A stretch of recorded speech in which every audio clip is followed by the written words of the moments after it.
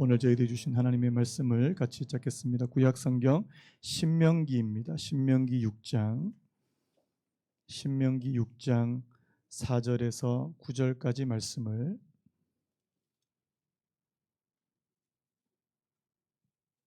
우리 한 절씩 교독하도록 하겠습니다. 신명기 6장 4절에서 9절까지 말씀 제가 먼저 읽겠습니다. 이스라엘아 들으라. 우리 하나님 여호와는 오직 유일한 여호와이시니 너는 마음을 다하고 뜻을 다하고 힘을 다하여 네 하나님 여호와를 사랑하라. 오늘 내가 내게 명하는 이 말씀을 너는 마음에 새기고 네 자녀에게 부지런히 가르치며 집에 앉았을 때에든지 길을 갈 때에든지 누워 있을 때에든지 일어날 때에든지 이 말씀을 강론할 것이며 너는 또 그것을 내 손목에 메어 기호를 삼으며 내 미간에 붙여 표로 삼고 다 같이요. 또 내 집 문설주와 바깥문에 기록할지니라. 아멘. 오늘 말씀의 제목을 한번 따라해 보시겠습니까? 부모에게 주시는 가장 중요한 명령. 한 번 더요. 부모에게 주시는 가장 중요한 명령. 오늘 설교는요, 제가 그 영상 하나 같이 보고 시작하려고 하는데, 이 부모 면허라고 하는 책을 이제 쓰신 이제 갓 나온 책입니다. 부모 면허라는 책을 쓰신 이 박인경 사모님의 인터뷰 영상인데요. 우리 같이 한번 보시고 말씀 이어나가겠습니다. 안녕하십니까? 부모 면허를 쓴 박인경입니다. 반갑습니다. 저는 25살 되던 해 가을에 교회를 처음 나갔어요. 그날 저를 도와주시던 대학부 헬퍼가 영접 기도문을 기도하는 마음으로 읽으라고 하셨어요. 주님, 나 같은 죄인을 대신해서 십자가에 죽으시면 감사합니다. 이렇게 써 있었는데 제가 이런 생각을 하고 있더라고요. 버스에서 자리만 비켜줘도 감사하다고 인사하는데 내 대신 죽으신 분한테 어떻게 감사하다는 말로 다 될 수가 있지? 라는 생각이 들면서 동시에 성령님이 제 안에 들어오셨어요. 그때까지 죄인지도 몰랐던 제 모든 죄악된 행동들이 눈앞에 슬라이드처럼 보이고 스쳐 지나가는 거예요. 얼마나 많이 울었는지 대학교 형제 자매들이 다 갔더라고요. 그렇게 예수님을 뜨겁게 영접하고 6년이 지난 다음에 결혼을 했어요.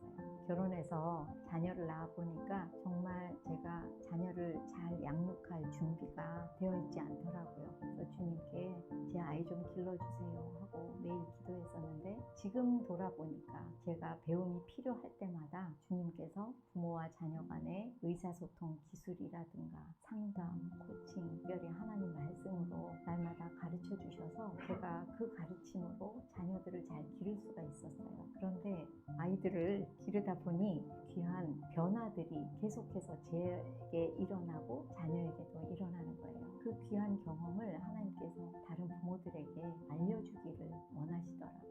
그래서 다른 부모님들에게 강의할 때 제가 변했던 것처럼 부모도 변하고 부모가 변하니 자녀들도 기다렸다는 듯이 변하고 그때 확신을 갖게 되었어요. 부모에게는 정말 중요한 몇 가지 배워야 하는 것들이 있고 그것을 배우고 익히면 얼마든지 부모 역할을 잘 할 수 있구나 하는 깨달음, 확신이 생겼고요. 그러면서 운전자에게 면허가 필요하듯 부모에게는 면허가 필요하다는 깨우침이 생기게 되었어요. 그렇게 주님께서 저에게 가르쳐 주신 대로 저도 부모님들을 훈련하고 강의하면서 부모학교 1, 2, 3학기가 정리되고 또 탄생을 한 것 같습니다.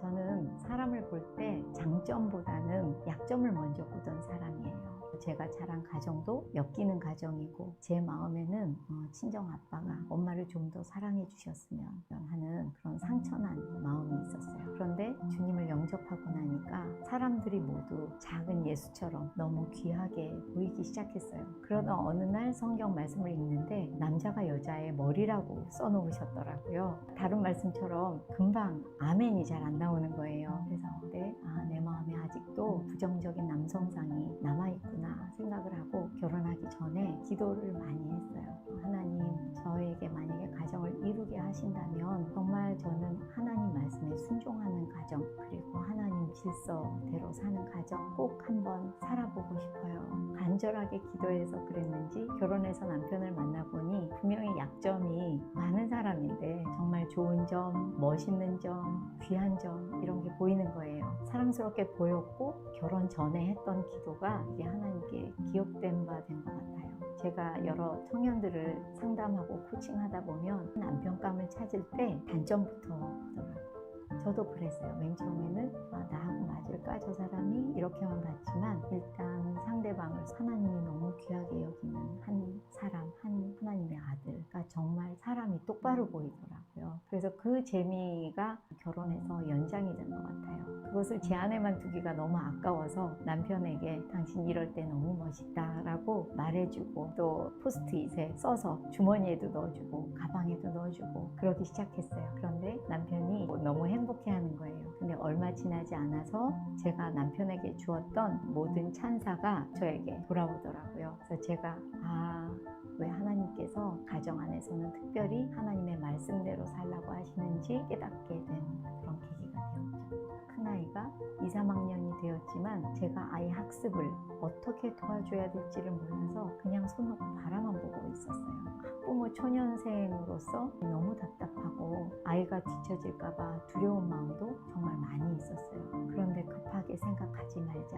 기도하고 서적들을 보고 생각하면서 하나님이 원하시는 자녀 교육의 가장 중요한 것은 바로 자녀의 시간에 우선순위를 정하는 거라는 걸 제가 알게 됐어요. 그래서 제일 먼저 아이들과 물론 어리지만 상의해서 하나님과 교제하는 시간을 먼저 확보했어요. 부모가 자녀에게 말씀을 읽는 법, 묵상하는 법을 가르쳐주는 시간, 또 스스로 자기가 매일 말씀 묵상하는 시간, 또 엄마 아빠 손 붙잡고 교회에 가서 기도하는 시간, 가족이 일주일에 한번 모여서 은혜를 나누면서 가정 예배 드리는 시간, 이것들을 가장 먼저 제일 중요한 자리, 가장 지키기 쉬운 자리에 확정하고 그 다음에 아이들이 공부에 함몰되지가 않고 성취감을 느끼면서 공부할 수 있는 방법이 뭐가 있을까 생각하다가 자기 주도적으로 학습하게 해야겠다 생각하고 아이들 방학회를 이용해서 몇 개의 자기 주도적 학습 방법 책을 소개해 주면서 자기한테 맞는 학습 방법을 찾게 했어요.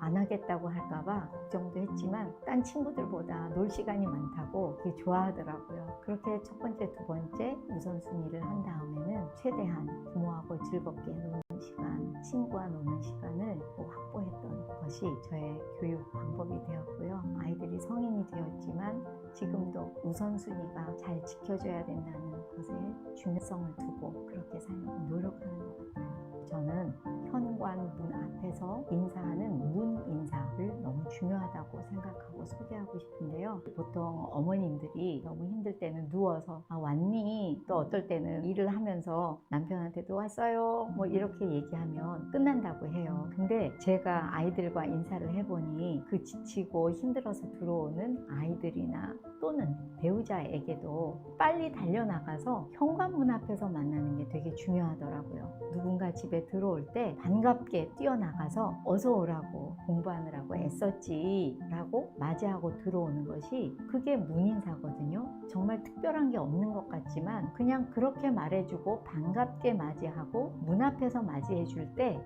너는 나한테 너무 소중한 사람이다. 당신은 이 가정에 정말 중요한 사람이에요 라고 말하는 것 같은 그런 메시지로 받아들이게 되어 있죠. 요즘 아이들이 자존감이 너무 낮아서 어려움이 많거든요. 근데 그 아이들에게 좋은 코칭 프로그램이나 자존감을 올릴 수 있는 프로그램을 아무리 해줘봐도 단기간에 올라가지도 않고 부모 자녀 간의 관계를 통해서 올라가는 거기 때문에 문 인사는 굉장히 좋은 방법이라고 저는 생각해요. 쉬운 방법이기도 하고요. 부모님들이 살아온 세대보다 지금 자녀들이 사는 세대가 너무 어렵고 너무 힘든데 그들이 집에 들어올 때 너는 정말 우리 집에서 중요한 사람이고 나한테 소중한 사람이라고 말하는 문인사를 해주시는 것 추천해 드립니다.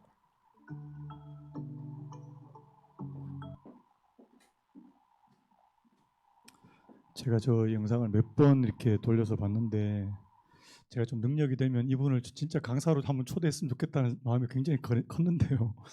예, 이미 이번 달은 좀 이렇게 늦은 것 같습니다. 이미 좀 책이 나왔고 굉장히 좀 이제 많은 분들에게 또 많은 교회에 가서 또 강의도 하시고 이렇게 세미나도 하시는 걸 그렇게 알고 있는데요. 이 부모 면허라고 하는 이 책 속의 글을 제가 잠깐만 읽어드리겠습니다. 한번 들어보시기 바랍니다. 당신은 어떤 부모로 살고 있습니까? 혹시 학부모로만 살고 있진 않나요? 부모에게도 부모의 자리에 합당한 올바른 배움과 훈련이 필요합니다. 자동차는 큰 힘과 빠른 속력을 내기에 안전하게 운전할 수 있도록 면허와 자격이 필요하듯이 하나님께서 한 인간을 키우는 막강한 힘과 큰 권위를 부모에게 주셨기에 부모는 그 힘을 쓰는 방법을 배워야 합니다. 부모가 부여받은 힘을 바르게 사용하는 구체적인 방법을 배우는 것, 그것이 바로 부모 면허의 기본 의미입니다. 이렇게 소개를 했더라고요. 제가 부모도 이 면허와 자격이 필요하다는 이 말이 꽤나 충격적으로 다가왔습니다. 저를 포함한 많은 부모들이 정말 아무 준비 없이 그렇게 부모가 된 경우가 너무 많거든요. 저도 지금 생각해 보면 무슨 생각으로 결혼했지? 또 무슨 생각으로 애를 낳지? 제가 직접 낳은 건 아니지만 여러분 요즘에는 뭐 결혼이나 출산이 당연한 게 아니잖아요. 맞죠? 요즘에는 우리 20대 청년들한테 결혼해야지. 왜 결혼해야 되는데요? 뭐 이렇게 나올 수도 있거든요. 근데 저희 때만 해도 그렇지 않았거든요. 이렇게 얘기하니까 되게 나이 들어 보이는데요.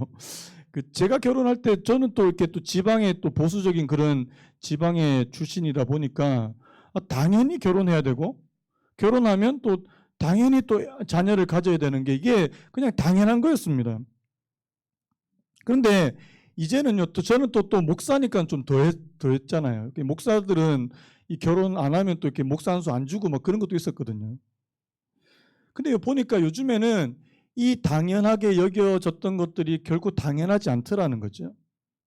뭐 제가 통계를 조금 인용해 드리면 2018년도 사회조사입니다. 이 13세 이상 남녀 3만 9천 명을 대상으로 조사한 굉장히 큰 조사인데요. 결혼을 해도 좋고 하지 않아도 좋다. 뭐 해도 좋고 안 해도 좋다. 혹은 하지 말아야 된다. 이 말을 이제 하나로 하니까 결혼 안 해도 된다라고 대답한 퍼센티지가 절반이었던 거예요. 50%였다는 사실. 그 중에 이제 미혼 여성입니다. 이제 결혼 안 하신 우리 미혼 여성 중에 결혼하지 않아도 된다고 생각하는 비율이 74%. 미혼 남성은 58%. 굉장히 증가했고요. 여러분 젊은 세대들은 잘 모를 거예요. 저희 때만 오늘 굉장히 나이가 들어 보이는데요. 3대 거짓말이 있습니다. 3대 거짓말. 예전에 보면 어르신들 나이 연세 지긋한 어르신들이 내가 일찍 죽어야지. 이거 거짓말이래요.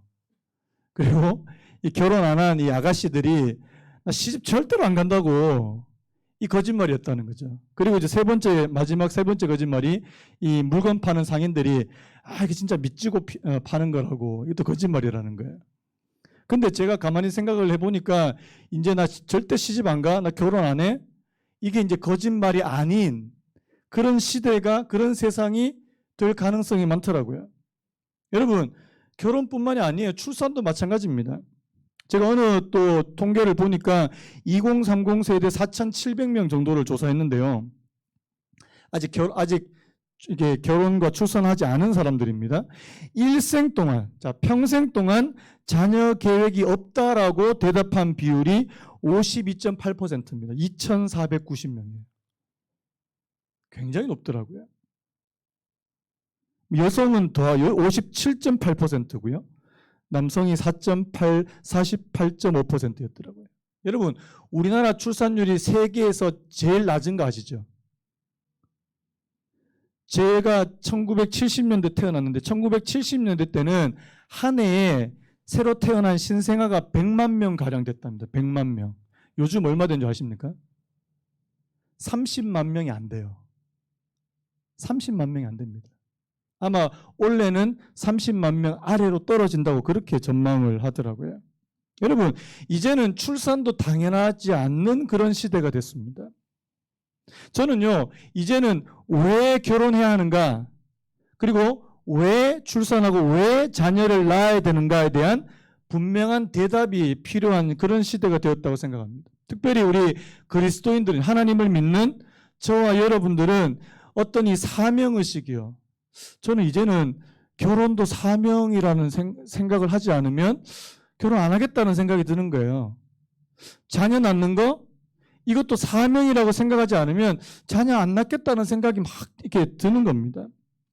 그 팀 켈러 목사님이 이런 말씀을 한번 들어보시겠습니까? 우리는 배우자를 자유롭게 고르거나 바꾸고 직업도 자유롭게 고르거나 바꾼다. 그러나 자녀들은 결코 고르거나 바꿀 수 없다. 다른 어떤 영구적 헌신도 요구하지 않는 문화에서 아이들은 구속력 있는 마지막 의무다. 여러분, 자녀 양육이요, 구속력이 있는 마지막 의무래요. 여러분, 하나님을 믿는 오늘 저와 여러분들이 자녀를 출산해야 되는 이유가 뭘까요? 한번 여쭤볼게요. 왜 낳으셨습니까? 그냥 생겼는데요. 여러분, 저는 이 성경의 이 구절이요, 저희한테 아주 명확한 답을 준다고 생각하는데, 여러분, 말라기 2장 15절 말씀입니다. 말라기 2장 15절을 우리 세 번역으로 같이 한번 읽어봤으면 좋겠는데요. 같이 읽겠습니다. 시작.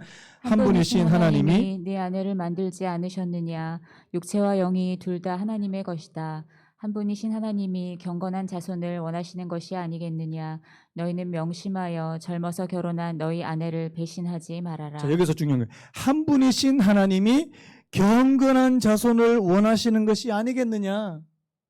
여러분, 오늘 저와 여러분들이 결혼하고, 하나님을 믿는 오늘 저와 여러분들이 결혼하고 자녀를 낳아야 되는 유일한 이유가 있다면 경건한 자손이에요.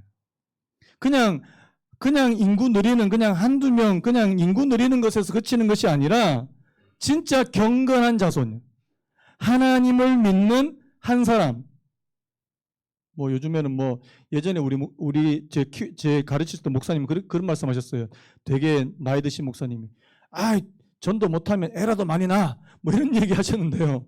뭐 요즘에는 그런 말 절대 통하지도 않는데 그 말은 뭡니까? 무슨 말입니까? 이 아이들을 정말 하나님의 자녀로, 그 사명이 없이는 이제는 출산하지 않을까라는 생각이 드는 겁니다. 여러분, 창세기 1장 28절에 이런 말씀이 있습니다. 하나님이 그들에게 복을 주시며 하나님이 그들에게 이르시되 생육하고 번성하여 땅에 충만하라. 한번 따라해 보시겠습니까? 생육하고 번성하여 땅에 충만하라. 여러분, 이 생육하고 번성하고 땅에 충만하라, 이거 그냥 사람만 많이, 애만 많이 낳아라 이런 뜻이 아니라고 저는 생각이 드는 거예요. 이게 보통 이 문화 명령이라고 하는 그런 명령인데요. 이게 단순히 수적인 증가만을 말씀하시는 것이 아니라 경건한 자손, 하나님을 경외할 줄 아는 그런 자녀들을 많이 만들라고 하시는 그런 명령이 아닐까라는 생각이 들어요. 왜냐하니까 나중에 보면 여러분 잘 아시는 창세기 6장에 가면 사람들이 인구가 많아졌는데 다 하나님을 떠나고 자기 마음대로 살아요. 무슨 심판이 찾아옵니까? 홍수 심판이 찾아오더라는 사실. 여러분, 하나님은 단순히 그냥 인구만 많이 늘려라 이거 원하시는 거 아닌 것 같다는 생각이 드는 겁니다. 부모인 오늘 저와 여러분들에게 주어진 저는 최고의 사명은요, 자녀를 하나님을 경외하는 자로 만드는 것이라고 저는 믿습니다. 여러분 믿으십니까? 물론 우리가요, 우리의 힘으로 우리 자녀들을 하나님의 자녀로 거듭나게 만들 수는 없습니다. 여러분, 우리 자녀들이 하나님의 자녀가 되는 것은 이거는 하나님의 특별한 은혜인 줄로 믿습니다.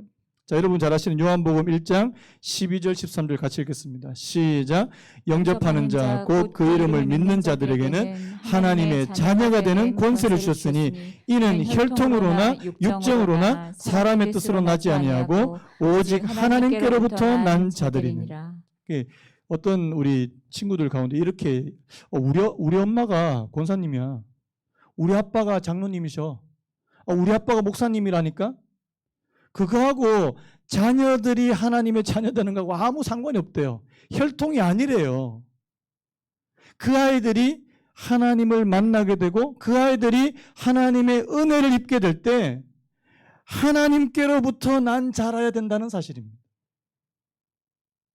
여러분, 주의 은혜로 거듭나셨습니까? 하나님으로부터 난 자들입니까? 그렇다면요, 우리 자녀들이 하나님으로부터 난 자들이 되게 하기 위해서 가르쳐야 되고요, 또 그 아이들을 위해서 하나님 앞에 정말 기도할 수 있는 기도하는 부모가 되시기를 예수님의 이름으로 축복합니다. 잠언 22장 6절에 이런 말씀 있죠. 마땅히 행할 길을 아이에게 가르치라. 한번 따라해 볼까요? 마땅히 행할 길을 아이에게 가르치라. 그리하면 늙어도 그것을 떠나지 아니하리라. 이게 이제 조금 이제 머리가 굵어지면 이 말씀도 이제 잘 안 통해요. 이제 뭐 마땅히 행할 길을 가르쳤는데 엄마 아빠는 잘하세요. 뭐 이러면 이미 조금 늦었습니다. 그러기 전에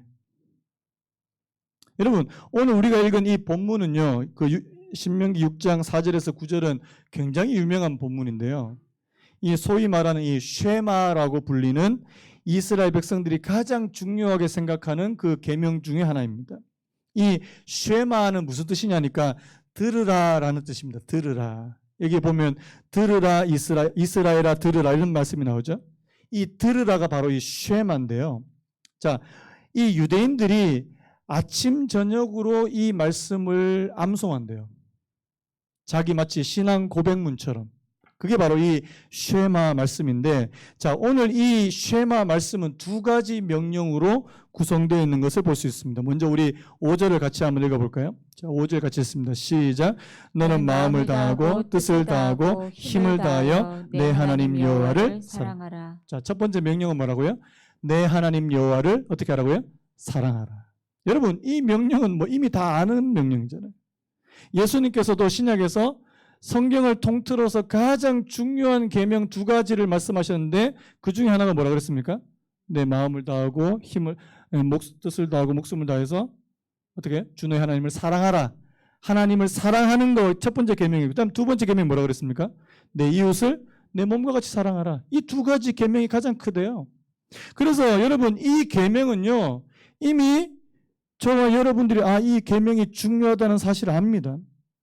자, 여기서 이제 이 마음을 다하고 할 때 이 마음이라는 단어가 굉장히 중요한데요. 이 마음이라는 단어, 이 번역된 레브라는 단어인데 이거는 그냥 보통 우리가 마음 그러면 감정, 느낌 이렇게 생각할 수 있는데 이거는 감정, 느낌이 아니고요. 우리의 지성, 의지, 그 다음에 결단 이걸 하는 곳을 마음, 이 레브라고 부른다는 사실입니다. 내 마음을 다하고 이 말은 내가 가진 모든 지성과 의지와 결단력을 총동원해서 이런 뜻입니다.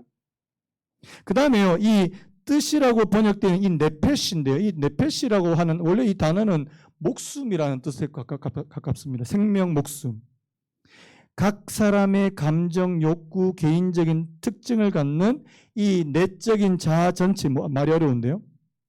쉽게 말하면 네 안에 있는 거 전부 다 이 말입니다. 네페시라는 단어입니다. 그 다음에 이 힘이라고 번역되어 있는 이 메오드라는 단어인데요. 이 메오드는 많다, 넘친다는 뜻이 있습니다. 그 크리스토퍼 라이트라고 하는 학자가 이 세 단어를 가지고 이렇게 번역했는데 한번 들어보십시오. 자, 이 마음을 뭐라고 번역했냐니까 전적인 헌신. 전적인 헌신과 내 자신 전체로 그 다음에요.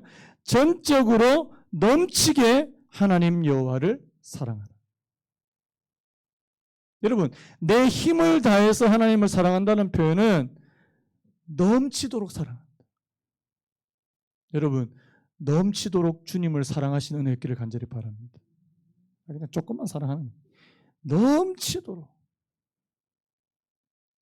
근데 한 가지 좀 짚고 넘어갈 부분이 여기서 있는데요. 여러분, 마음과 뜻과 힘을 다해서 하나님을 사랑하라는 이 명령을 1차적으로 누구에게 주셨냐는 거예요. 누구에게?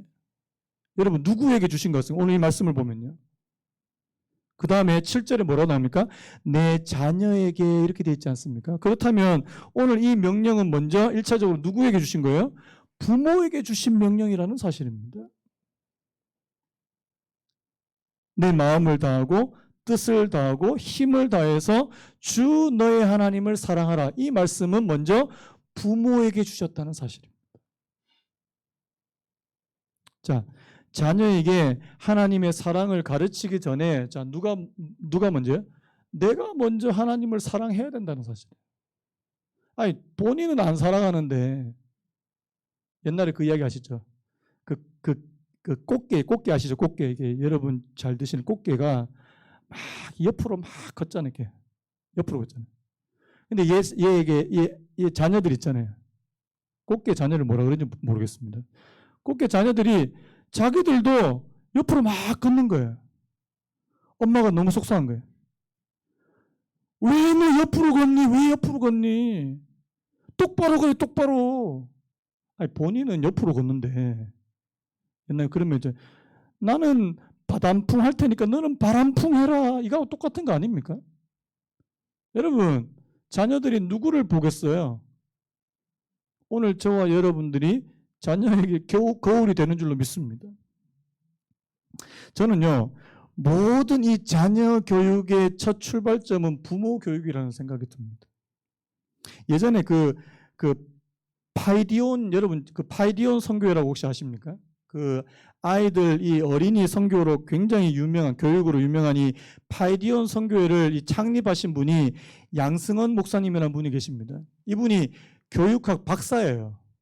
20년이 넘는 동안 이 아이들을 가르치는 전문가였는데요. 이분이 20년 넘게 동안 아이들에게 신앙교육을 해본 결론이 있습니다. 애들 앞만 가르쳐도 소용없다는 거예요. 애들 아무리 가르쳐도 부모가 바로 서지 않으면 절대로 애들이 신앙으로 바로 못 서더라는 겁니다. 그래서 부모 교육이 중요하다는 거죠. 자, 오늘 이 7절 말씀에도 오늘 이 몇 절입니까?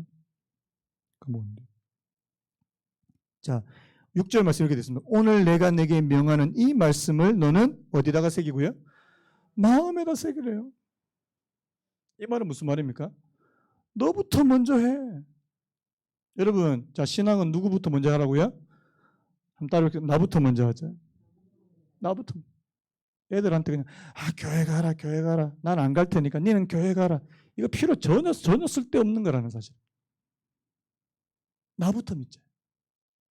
나부터 하나님을 알고, 나부터 하나님을 사랑하고, 하나님을 의식할 줄 알고, 나부터 하나님의 그 살아계심을 체험할 줄 아는, 그 다음에 어떻게 하라고요? 우리 자녀들에게 가르치라는 겁니다. 그래서 여러분 오늘 이 첫 번째 명령은 오늘 부모에게 면져 주신 명령이라는 사실입니다. 그래서 여러분 그 영국의 대주교인데요. 이 J.C. 라일이라고 하는 분이 이런 말을 한번 들어보시기 바랍니다. 여러분은 온 가족이 읽을 수 있는 살아있는 그리스도의 편지가 되십시오. 참 부담스러운 말입니다. 모든 사람이 읽을 수 있는 살아있는 그리스도의 편지가 되도록 하랍니다. 또요, 하나님의 말씀을 경외하는 데 모범이 되십시오. 기도와 은혜의 방편과 주의를 소중히 여기는데 모범을 보십시오. 말, 태도, 성품, 근면함, 믿음, 사랑, 겸손함에 있어 본을 보이십시오. 저는 오늘 설교를 준비하면서 제 마음은 한없이 무겁더라고요.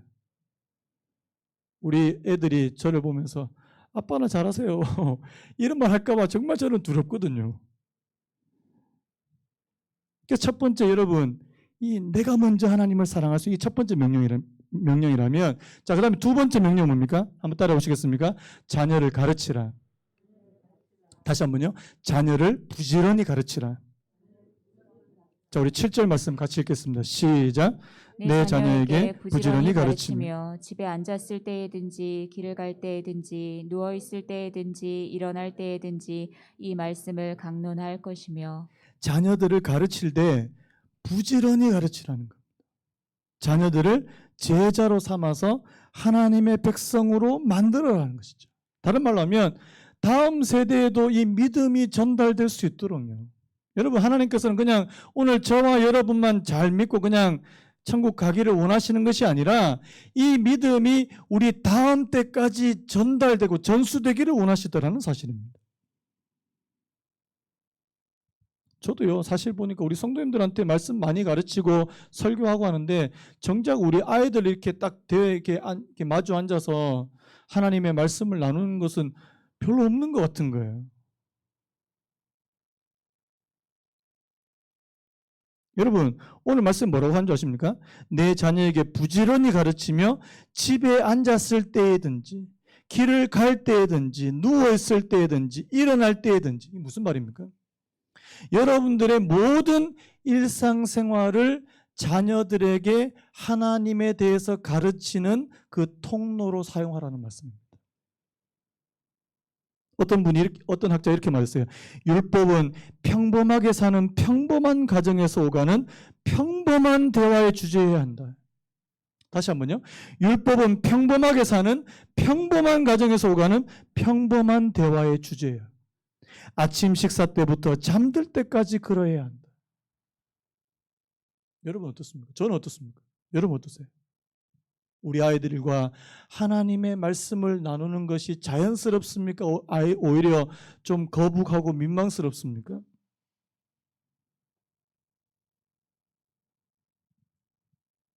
제가 오늘 좀 통계 얘기를 좀 많이 하는데요. 교회 출석하는 중고등학생들, 청소년들, 중고등학생들 500명을 대상으로 그 설문조사했는데요. 자기 신앙에서 가장 영향을 준 사람이 누구냐? 여러분 누군 것 같아요? 1위가 누군 것 같아요? 엄마래, 엄마. 목회자는 뭐 하는지 모르겠습니다. 목회자는 그 2위로 밀렸어요. 아빠는 뭐 하는지 모르겠어요. 아빠는 3등입니다. 1위가, 부동의 1위가 어머니래요, 어머니. 어머니가 32%. 2등 목회자가 16%. 3등 아버지가 15%. 그래도 아버지가 체면 치레는 한 것 같아요. 여러분, 그런데요, 참 안타까운 게 교회 학교 교사요. 주일학교 교사가 6%. 6위권입니다. 6위권. 여러분, 이 통계가 뭘 말하는지 여러분 아시겠죠? 자녀들의 신앙에 가장 영향을 미치는 사람이 누구라고요? 어머니고 아버지라는 사실입니다. 물론 목회자도 필요하지만 잠시 꺼두셔도 좋습니다. 저는요, 이게 코로나 시대 때 훨씬 더 심화될 것 같다는 생각이 들어요. 여러분 왠지 아십니까? 예전에도요, 우리 주일학교 영향력은 그렇게 크지 않았습니다. 여러분 잘 아시다시피 일주일에 딱 한 번, 딱 1시간. 여러분 지금 아이들은 지금 세상에서 완전히 노출돼서 그렇게 살아가고 있는데 일주일에 딱 한 번, 딱 1시간 가지고 뭘 하겠습니까? 예전에도 주일학교가 아이들에게 주는 영향력 그렇게 크지 않았어요. 그런데요, 코로나가 딱 시작하니까 이제는 그 1시간조차도 이제 모이기 힘든 겁니다. 여러분, 대안이 뭘까요? 저는 대안은 가정에서 신앙교육하는 방법밖에 없다고 생각합니다.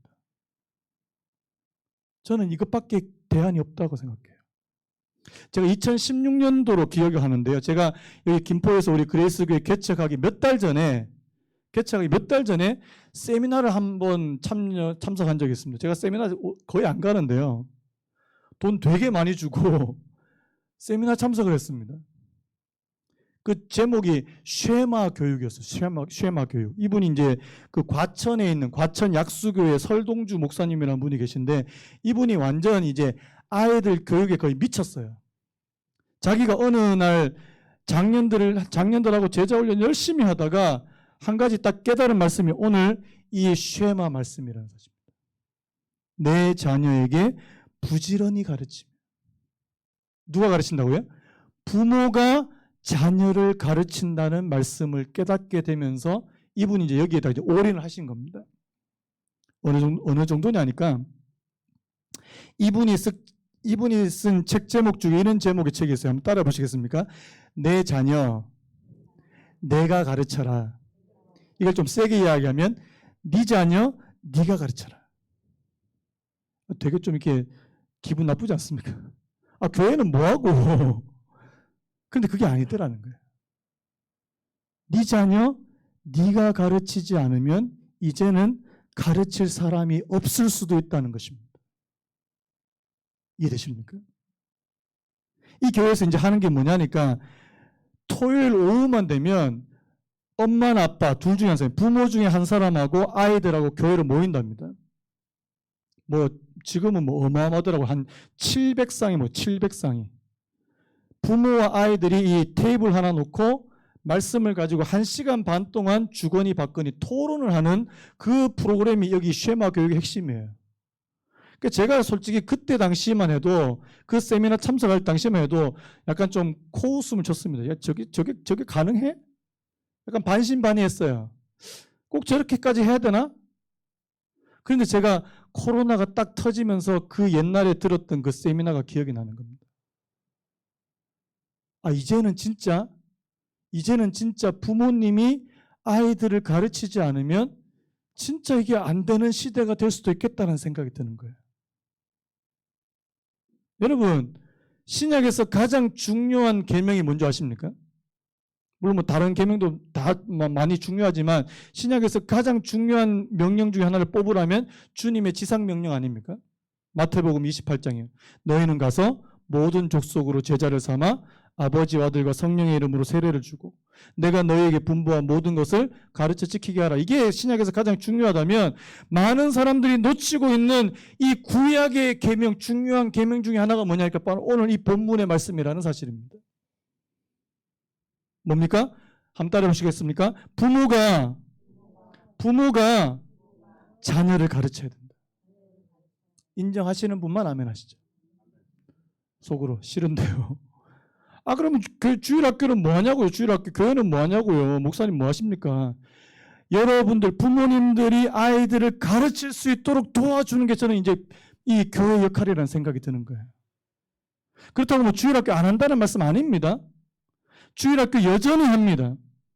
그런데 진짜 이제는 가정에서 아이들에게 이 말씀을 가르칠 수 있도록 도와드려야 되겠다는 생각이 지금 너무 많이 드는 거예요. 여러분 그 하브루타라고 들어보셨습니까? 하브루타. 요즘에 이제 교육에 좀 관심 있는 분들은 하브루타 교육법, 이 한국 사람들이 또 유태인 교육법 그러면 또 엄청 좋아하잖아요. 이 하브루타 교육법이 이 유태인들이 하는 교육인데요. 질문하고 대답하고 또 질문하고 대답하고.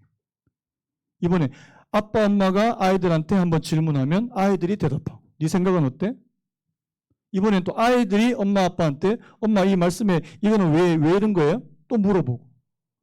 이게 하브루타 교육법이라는 겁니다. 실제로 그 과천에 있는 그 교회가 이 하브루타 교육법을 이렇게 도입을 한 겁니다. 그런데 아이들이 지루해하지 않더라는 거예요. 우리는 어떤 교육에 익숙합니까? 주입식 교육. 오늘 지금도 주입식 교육 아닙니까 완전? 여러분들은 그냥 가만히 계셔가지고 이거 언제 끝나나 이게. 오늘 또 목사님 설교 기네. 이 주입식 교육이 너무 익숙한데요. 여러분 주거니 받거니. 나중에 설교도 좀 주거니 받거니 하면 참 좋겠다는 생각도 좀 한 번씩 합니다.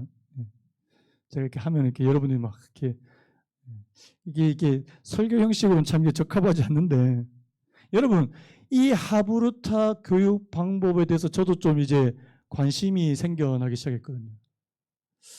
저희 교회도 조금 이제부터 한 시간이 얼마나 지날지 모르겠는데 좀 준비를 해서 어느 정도 시점이 되면 이 쉐마 교육으로 우리 아이들을 좀 교육할 수 있도록 특별히 우리 부모님들이 아이들과 하나님의 말씀을 나눌 수 있도록 도와드려야 되는 거 아닌가라는 생각이 많이 드는 거예요. 자, 시간이 많이 갔는데 자, 그렇다면 우리 어떻게 가르쳐야 될까? 자, 이 부분만 좀 나누고 오늘 좀 말씀 마무리하려고 하는데 자, 우리 마지막 8절, 9절 같이 한번 읽겠습니다. 8절, 9절 시작. 너는 또 그것을 내 손목에 메어 기호를 삼으며 내 미간에 붙여 표를 삼고 또 내 집 문설주와 바깥문에 기록할지니라. 여러분 지금 하나님께서 이 모세를 통해서 뭘 명령하시냐니까요. 그것을 내 손목에 매래요. 그것은 하나님의 말씀이에요. 오늘 여기 기록되어 있는 이 쉐마 말씀입니다. 마음을 다하고 뜻을 다하고 힘을 다하여 내 하나님을 사랑하라 하신 이 말씀을 실제로 내 손목에 매래요. 왜 이렇게 말씀하셨을까요? 이 손목에 메고 기호를 삼고 내 미간에 붙여 표를 삼고 이 말씀을 유대인들은 그냥 문자 그대로 받았습니다. 제가 사진을 보여드릴까요? 이게 테필린, 이 왼쪽에 이 테필린이라고 하는 겁니다. 이게 테필린이 뭐냐니까 가죽으로 만든 이 조그만한 상자예요, 상자. 여기 안에 뭐가 들어있냐니까 양피지, 그 성경 구절이 적혀 있는 양피지 조각이 들어있습니다. 실제로 이 사람들은 이 말씀을 그냥 문자 그대로 지켜요. 머리에다 맸습니다. 그 다음에 여기 보시면 왼쪽 팔에다 이렇게 또 맸습니다. 그 다음에 이 가죽 끈과 같은 게 있어요. 여러분 거기 보시면 가죽 끈이 이렇게 팔에다 이렇게 징징 감았잖아요. 그게 가죽 끈에 히브리어로 하나님의 말씀이 빼곡하게 적혀 있습니다. 제가 예전에 EBS에서 유태인들의 자녀 교육법에 관한 이 방송에 나온, 나중에 한번 우리 기회 되면 꼭 같이 봤으면 좋겠습니다. 엄마도 아니에요. 아빠가 저녁에 저녁 먹고 나서 아이들을 한 사람씩 가르치기 시작하는데 이 모양 그대로 이 그림 그대로 해서 아이들을 가르치기 시작하는데 한 아이당 1시간 반씩 가르치는 거예요. 제가 그걸 보고 기겁을 했습니다. 그걸 어떻게 하냐니까 매일 모든 자녀 보니까 그 집에는 또 애들이 엄청 많아요. 애가 그냥 한두 명이 아닙니다. 유태인들은 보통 5명에서 7명, 많게나 10명 정도입니다. 어떻게 가능하냐는 거죠. 그런데요, 유태인들 아빠는 자기는 그 일에 헌신해야 된다는 사실을 어렸을 때부터 교육받는답니다. 자기 일 다 하고 집에 와서 저녁 먹고 나서 그 저녁 시간 전체를 밤에 잘 때까지 그 시간을 다 아이들에게 말씀을 전하는데 다 할애를 하더라는 사실. 제가 그걸 보고 기가 막히더라고요. 여러분, 예수 그리스도를 주로 고백하고 하나님을 믿는 오늘 저와 여러분들은 우리 자녀들에게 하나님의 말씀을 얼마나 가르치십니까? 안 가르쳐요, 안 가르쳐. 그러니까 아이들이 쉽게 하나님을 떠나는 거 아니겠습니까? 중등부, 고등부만 지나고 이제 대학 딱 들어가면은 하나님 떠나는 퍼센티지가 절반이 넘어요. 왜 그럴까요? 어렸을 때부터 하나님의 말씀에 대한 이 경험, 이 교육은 전혀 없었더라는 사실입니다. 저는 이게 안타깝더라는 사실이 들었습니다. 자, 말씀 맺겠습니다. 오늘 저와 여러분들이 먼저 하나님 사랑하자고요. 하나님의 말씀을 사모하시기 바랍니다. 그 다음에요, 우리 자녀에게 여러분들이 하나님을 사랑하고 하나님의 말씀을 사랑한다는 사실을 보여주시기 바랍니다. 제가 제자반들한테 이런 말씀 드린 적 있어요. 아이들이 있는 데서 숙제하고 예습하시라고. 아이들 있는 데서 일부러라도 한 번씩 좀 보여주시라고요.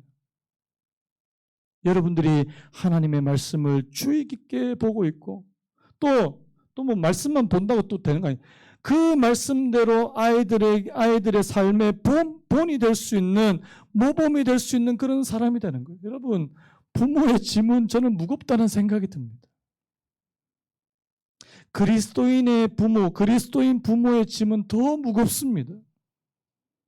그래서 기도하셔야 돼요. 그 캐리 마이어스라고 하는 분의 엄마 아빠의 기도라는 시가 있습니다. 제가 이것만 인용하고 마치겠습니다. 하나님, 저를 더 나은 부모로 살게 해주세요. 가르쳐 주세요. 아이들을 이해하고 아이들 말을 끝까지 듣고 묻는 말에 친절하게 대하게 해요. 지켜주세요. 면박 주고 잔소리하지 않도록 정중하게 해주세요. 아이들이 우리를 공손히 대해주기를 바라듯이 결코 놀라지 않게 해주세요. 아이들이 저지른 잘못에 비웃거나 창피를 주지 않도록 축복해 주세요. 아이들의 이유 있는 요청을 받아들일 자신감을 갖도록, 사랑으로 아이들을 훈련시킬 용기를 갖도록, 아이들이 생각할 기회를 우리가 뺏지 않게 하시고 예수 그리스도를 선택하고 알게 해주세요. 제가 공정하고 바르며 친절하게 살게 해주세요. 주님, 아이들에게 사랑받고 존경받고 아이들이 본받고 싶어하는 부모로 살게 해주세요. 여러분, 왜 기도할까요? 내가 잘 안 되니까 기도하는 거 아닙니까? 하나님, 내가 진짜 아이들에게 본이 되는 부모로 살아야 되는데 이게 잘 안 되니까 하나님 앞에 무릎을 꿇으셔야 된다는 사실입니다. 그리고요, 우리 아이들 위해서 기도해 주시기 바랍니다.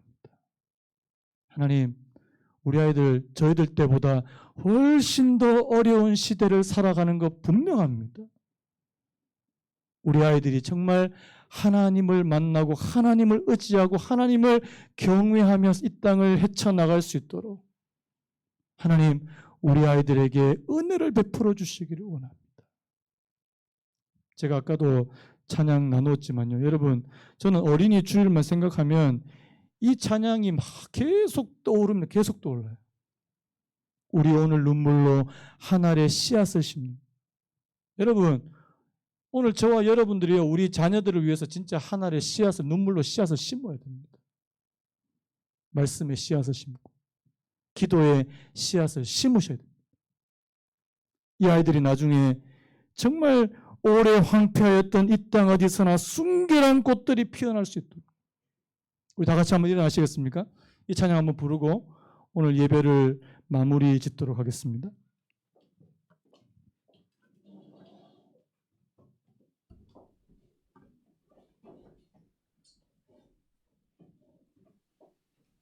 우리 오늘 눈물로 한 알의 씨앗을 심는다. 같이 찬양합니다.